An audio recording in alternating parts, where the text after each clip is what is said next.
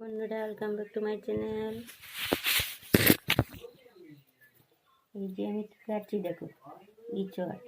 এগুলো দিয়ে মাংসের মতো রান্না করবো। সয়াবিন, গরম মশলা, সমস্ত উপকরণ দিয়ে। এই যে এখন কাটতে বসেছি।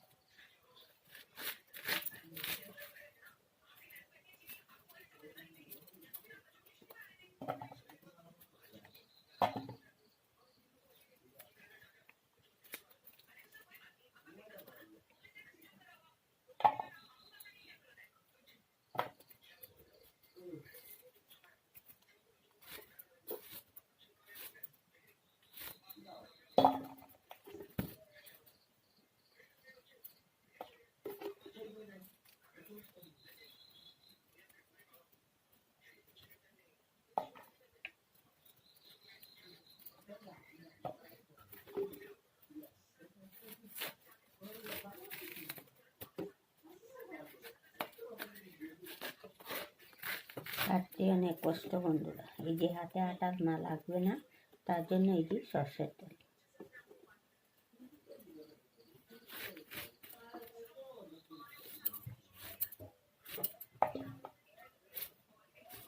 এগুলো খেতে খুব টেস্ট।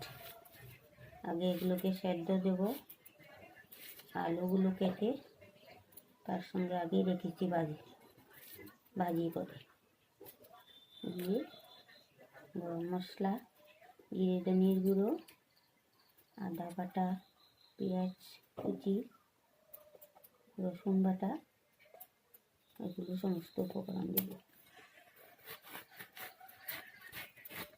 দিয়ে সব শেষে গরম মশলা দিয়ে নামিয়ে গরম গরম পরিবেশন।